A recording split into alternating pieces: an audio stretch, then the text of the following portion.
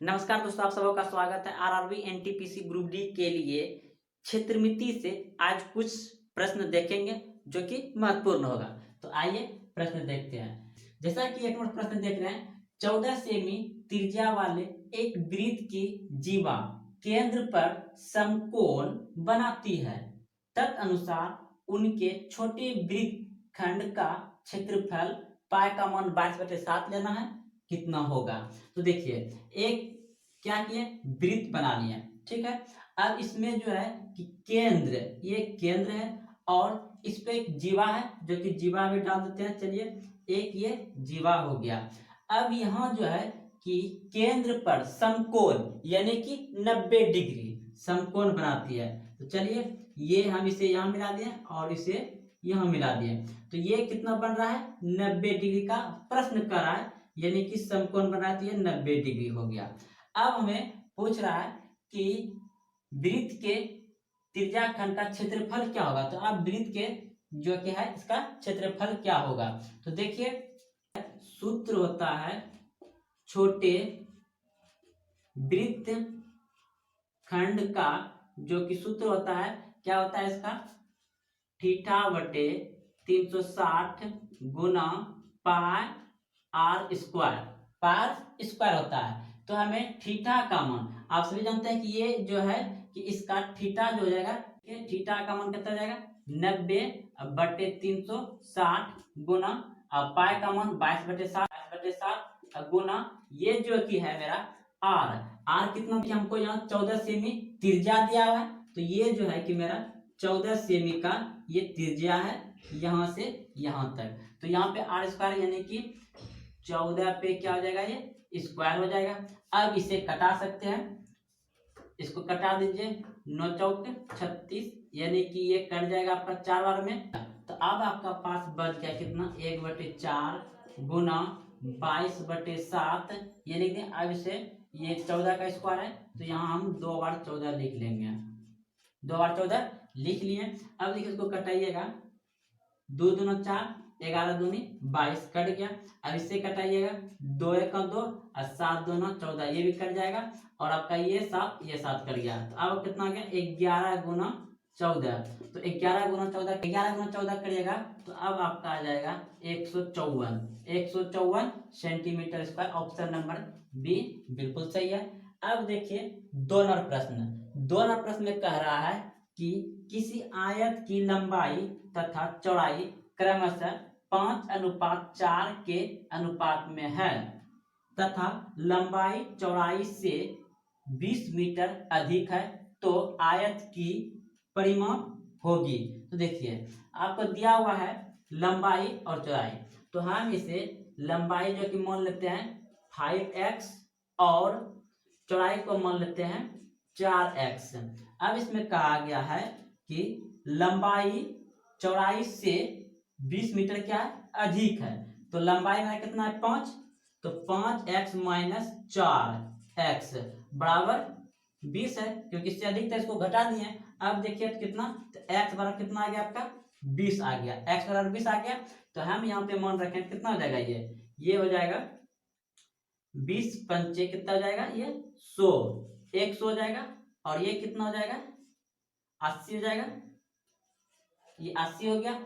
अब परिमाप होता है क्या? अब परिमाप होता है इसका 2 इंटू एल प्लस बी। तो अब देखिए, 2 और इसे दोनों को जोड़िएगा, यानी कि यहाँ 100 प्लस 80। तो कितना हो जाएगा ये? यानी कि हो गया 2 गुना 180। तो 180 गुना 2, तो 18 दूना 36 यानी कि 360।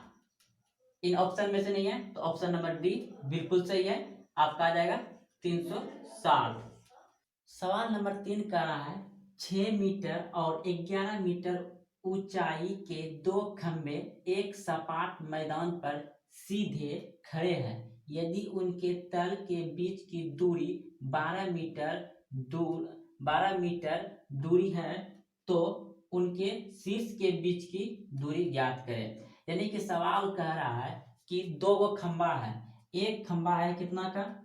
एक खंबा है ये 6 मीटर का, ये जो है 6 मीटर का है। और दूसरा खंबा जो है वह 11 मीटर का है। तो दूसरा खंबा जो है कि 11 मीटर का है, ये यहाँ से यहाँ तक 11 मीटर का है। और इसके सपाट ये जो कि जमीन का है वह जो है कि कितना है, 12 मीटर की दूरी है, बीच की दूरी। तो ये हो गया 12 मीटर बीच की दूरी, ये हो गया 12 मीटर। जब ये भी है तो ये भी मेरा कितना हो जाएगा बीच का दूरी, 12 मीटर, ये भी हो जाएगा। अब देखिए पूछा है क्या, ये शीर्ष यानी कि यहाँ से यहाँ तक पूछा है हमको दूरी कितना होगा। तो जब देख रहे ये 6 है तो ये भी 6 हो जाएगा। और जब ये 6 है तो यहाँ से यहाँ तक जब 6 है इधर कितना होगा, 5 होगा। तो 6 5 11 होता है। तो ये यहाँ से यहाँ तक कितना आ गया, 5 मीटर हो गया यहाँ से यहाँ। जब ये 12 और 5 है तो आपको एक ट्रिपलेट नंबर याद होगा, जब 5 12 है तो दूसरा क्या हो जाएगा 13। ये ट्रिपलेट नंबर है, आप याद रखिए। तो इसका आंसर डायरेक्ट आप मार सकते हैं 13, ऑप्शन नंबर डी 13 मीटर होगा इसका, ये 13 मीटर हो गया। अगर आपको देखिए 13 हो गया मेरा, अगर आप निकालना चाहते हैं तो निकाल भी सकते हैं। तो कर्ण बराबर होता है √100, क्या हो जाएगा यहाँ पे h square plus b square होगा। तो आपका h कितना है 12 पे स्क्वायर प्लस और b कितना हो जाएगा यहाँ पे, ये हो जाएगा 5 और इस पे रूट है तो ये कितना हो जाएगा, यहाँ रूट के अंदर हो जाएगा आपका 144 प्लस 25। अब टोटल जोड़िएगा तो कितना हो जाएगा ये आपका 169। तो अब बाहर निकलेगा तो 113 हो जाएगा आपका यहाँ पे। तो देखिए उससे अच्छा है कि ये याद रखिए आप ट्रिपलेट नंबर होता है। तो आप कुछ ट्रिपलेट नंबर याद रखिए 3 4 5, उसके बाद 5 12 13, उसके बाद 7 24 25, उसके बाद 8 15 17। तो ये आपका ट्रिपलेट नंबर था, आप इसे याद रखते हैं। तो कहीं भी आपका इस तरह से समकोण बना रहे तो मान लिया जाए कि यहाँ पर 3 है, ये 4 है, तो ये कितना हो जाएगा 5। इस तरह से आप बैठा सकते हैं। तो ये ट्रिपलेट नंबर है, आप याद रखिए 8 15 17 3 4 5 5 12 13 7 24 25 5 12 13। चलते हैं अगले प्रश्न की ओर। अब देखिए एक समकोण त्रिभुज में एक दूसरे के लंबवत इसकी भुजाएं 15 सेमी और 8 सेमी है, तो इसके परिमाप होगा। तो देखिए आपको 15 सेमी दिया हुआ है और कितना दिया हुआ है 8 सेमी। तो 15 यानी कि एक समकोण त्रिभुज का है, एक समकोण त्रिभुज का है तो 15 8 दिया हुआ है। देखिए 15 और 8 यानी कि यहाँ 15 8 ये मिल रहा है तो कितना हो जाएगा मेरा 15 8 ये मिला है तो यहाँ कितना है 17। तो यानी कि हमको हो गया 8 15 और 17। तो ये मेरा तीनों कोण का मान आ गया। अब इसका परिमाप पूछा है तो जोड़ दीजिए, इसको जोड़ दीजिएगा टोटल तो कितना हो जाएगा आपका 40। ये आपका इसका आंसर 40 होगा इस प्रश्न का उत्तर। आप इसे याद रखिए, बहुत अच्छे से आप बड़े बड़े सवाल को हल कर सकते हैं। 5 नंबर प्रश्न है 10 सेमी की त्रिज्या वाले एक वृत्त में 16 सेमी लंबी एक जीवा बनाई गई है, तदनुसार उस वृत्त की केंद्र से जीवा की दूरी कितनी है। तो देखिए एक वृत्त बनाते हैं, तो यह एक वृत्त हो गया और यहाँ पर क्या है केंद्र है, और इस केंद्र से इसका जो है कि 10 सेमी है। 10 सेमी क्या है, ये त्रिज्या है, ये 10 सेमी त्रिज्या है।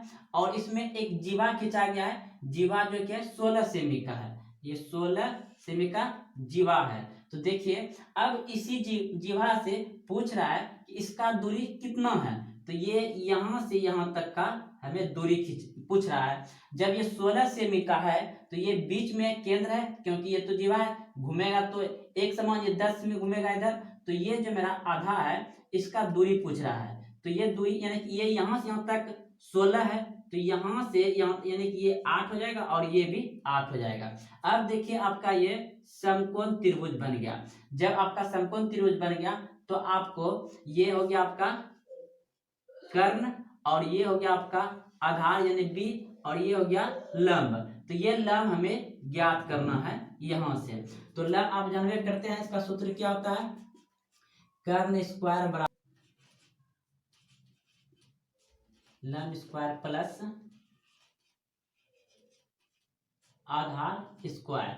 तो आपका कर्ण कितना दिया हुआ है 10, तो ये हो जाएगा आपका 10 स्क्वायर बराबर, ये लंब नहीं दिया हुआ है तो आपका लंब स्क्वायर यहाँ पे रह जाएगा, अब प्लस ये आधार कितना आपका 8 सेमी, तो ये 8 सेमी का स्क्वायर हो जाएगा। जब इसको इधर लाइएगा तो माइनस में हो जाएगा आपका लंब स्क्वायर बराबर इधर ये इधर आएगा कितना हो जाएगा 64 स्क्वायर, और इसको हम इधर लाएंगे तो माइनस x हो जाएगा क्योंकि x स्क्वायर है। तो अब देखिए इसे आप घटाइएगा तो लंब जो निकलेगा आपका लंब स्क्वायर बराबर निकलेगा कितना निकलेगा यहाँ पे -36, ये माइनस कर जाएगा। अब स्क्वायर इधर लाइएगा तो क्या हो जाएगा 36 पे इतना तो बराबर 6, तो ये आपका 6 सेंटीमीटर, ऑप्शन नंबर सी बिल्कुल सही है।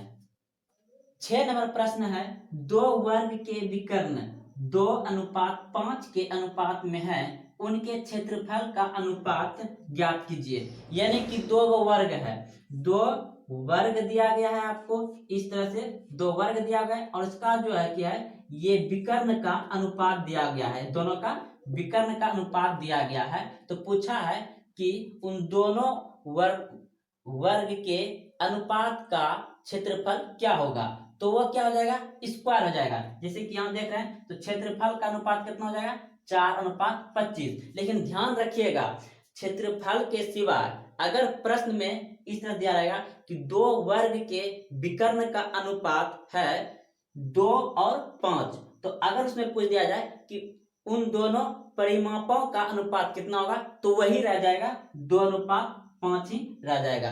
और हाँ दोनों वर्ग का जो अनुपात दिया रहेगा, अगर प्रश्न में पूछ लिया जाए कि दोनों भुजाओं का अनुपात क्या होगा तो वह भी वही रह जाएगा, जैसा कि यहाँ देख रहे हैं 2:5 है। और अगर विकर्ण की लंबाई का अनुपात है तो विकर्ण की लंबाई का अनुपात तो इसमें ये है 2:5।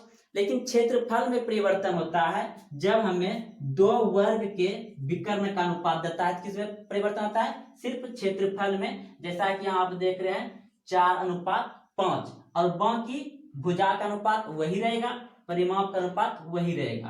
तो चलते हैं अगले प्रश्न की ओर। जैसा कि सवाल कह रहा है यहाँ पे, यदि ए तथा बी मिलकर किसी कार्य को 12 दिन में, बी तथा सी मिलकर 15 दिन में और सी तथा ए मिलकर 20 दिन में पूरा करते हैं, तो अकेले बी उस कार्य को कितने दिन में पूरा करेंगे। तो सवाल को समझ लिए होंगे। कह रहा है कि दो व्यक्ति ए और बी मिलकर किसी कार्य को 12 दिन में समाप्त कर देता है। ए और बी मिलकर किसी कार्य को 12 दिन में समाप्त कर देता है।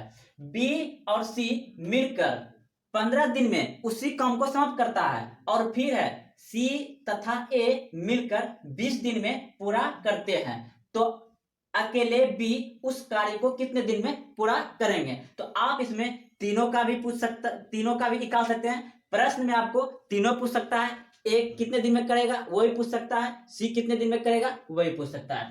तो आइए जैसे कि हम लोग सभी तो एलसीएम मेथड से सवाल को बना रहे हैं। ए प्लस बी मिलकर 12 दिन में कर रहा है ये। फिर बी और सी मिलकर 15 दिन में, बी प्लस सी मिलकर 15 दिन में कर रहा है। सी और ए, सी प्लस ए मिलकर 20 दिन में कर रहा है। अब टोटल इसका जो होगा एलसीएम टोटल क्या होता है कुल ही कार्य होता है। तो 12, 15, 20 का एलसीएम कितना हो जाएगा 60 हो जाएगा।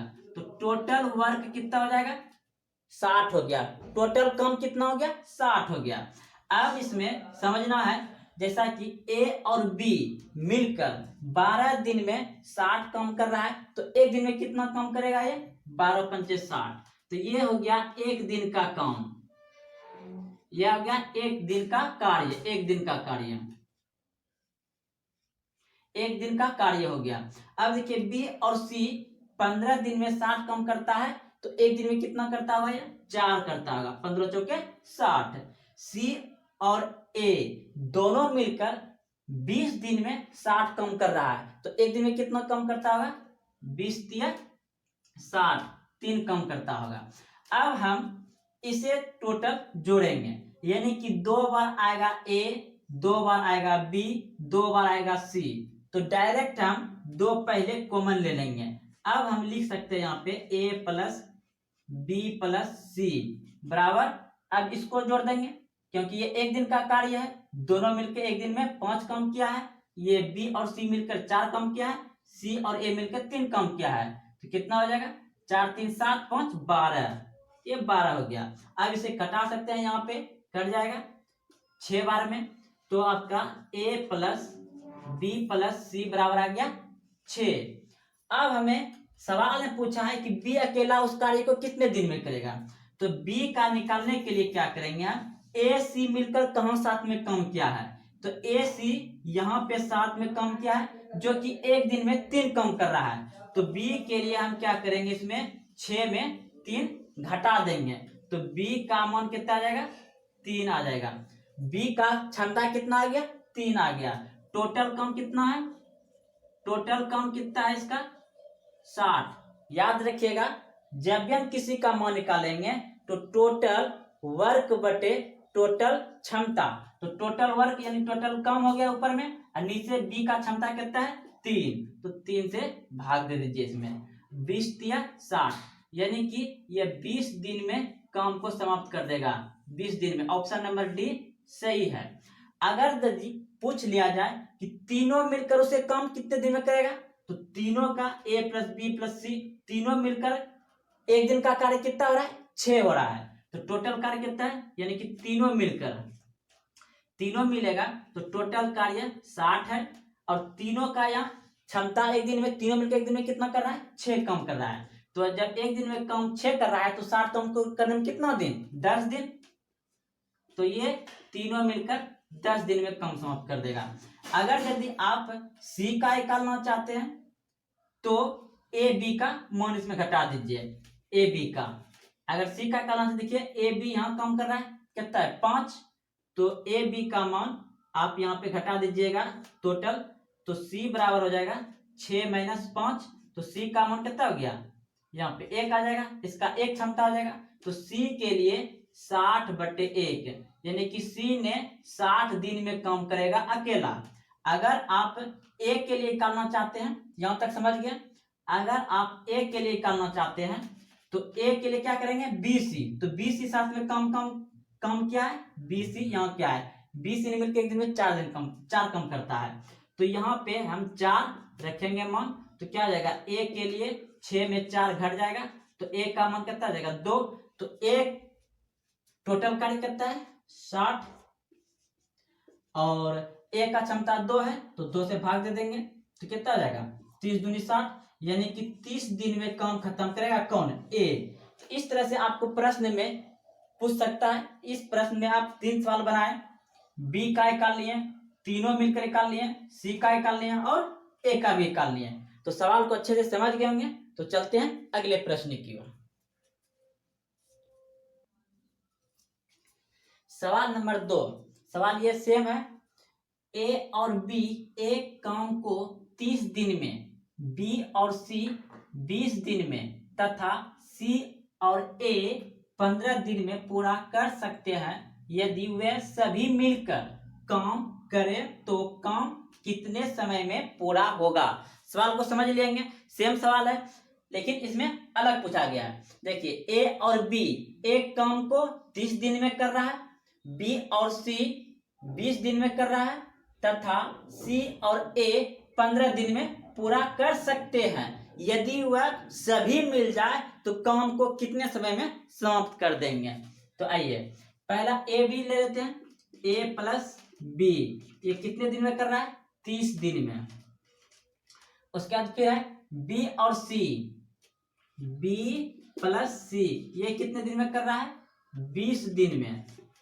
और फिर है सी और ए, सी प्लस ए ये कितने दिन में कर रहा है 15 दिन में।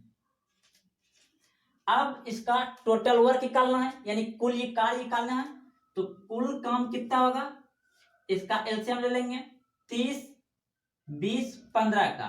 तो सबसे जल्दीबाजी में लेने के लिए एलसीएम क्या करेंगे, शॉर्ट तरीका से इनमें से सबसे बड़ा संख्या पकड़ेंगे। तो सबसे बड़ा संख्या क्या है 30 है, सबसे बड़ा संख्या है 30 और इससे छोटा संख्या है 20। क्या 20 से इसमें भाग लग रहा है? नहीं लग रहा है। तो क्या करेंगे, इस बड़े वाला संख्या को आगे गुणज में करेंगे। कितना कर देंगे? 60। इसको गुणज में कर दिया, 60 कर दिया। अब देख रहे हैं इससे भाग इसमें लग रहा है। अब इससे छोटा वाला लेंगे, 15 है, तो 15 में भाग भी लग जाएगा 60 से, यानी कि ये 60 इसका एलसीएम आएगा। जल्दीबाजी में एलसीएम लेने के लिए सबसे बड़ी संख्या पकड़ते हैं, उससे छोटा वाला संख्या को उसमें भाग देते हैं, अगर भाग नहीं लगता है तो उसको गुणज में आगे बढ़ाते हैं, फिर उसके छोटे वाला संख्या पकड़ते हैं, अब भाग देते हैं, और जिसमें सभी से भाग लग जाए वही एलसीएम होता है। तो ये जो एलसीएम हो गया, ये हो गया टोटल वर्क यानी कि कुल काम। अब देखिए ए और बी 30 दिन में 60 कम कर रहा है, तो एक दिन में कितना कम करता होगा? ये 30 दूनी 60, 2 कम करता होगा एक दिन में।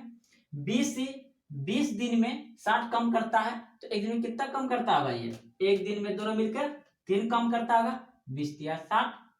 और ए सी 15 दिन में 60 कम कर रहा है, तो एक दिन में कितना करता होगा? ये 15 चौके 60, 4 कम करता होगा। अब क्या करेंगे, इधर जोड़ेंगे। तो हम अगर इधर जोड़ेंगे सभी को, तो ए 2 बार आ रहा है, बी 2 बार आ रहा है, सी 2 बार आएगा। जोड़ेंगे, तो जब जोड़ेंगे तो हम पहले क्या कर लेंगे, 2 कॉमन ले लेंगे।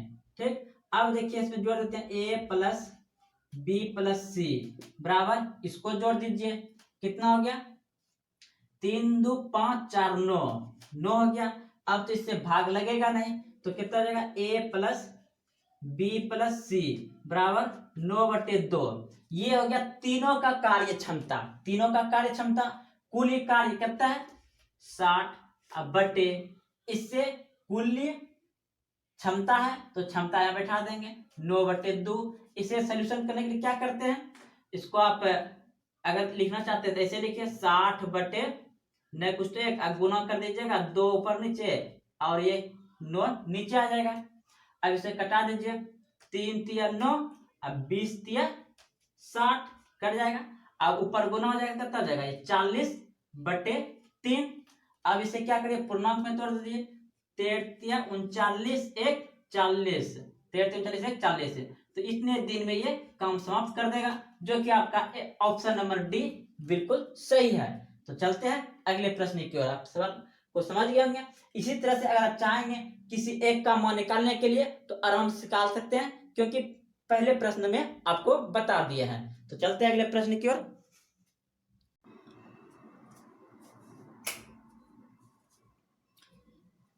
सवाल नंबर 3 देखिए, ए बी सी किसी काम को 12 दिन में, 15 दिन में, 20 दिन में पूरा करते हैं। उन तीनों ने मिलकर काम आरंभ किया तथा काम समाप्त होने के 3 दिन पहले ए ने तथा 4 दिन पहले बी ने काम छोड़ दिया, तो कुल काम कितने दिन में पूरा होगा? सवाल को समझ लिए होंगे।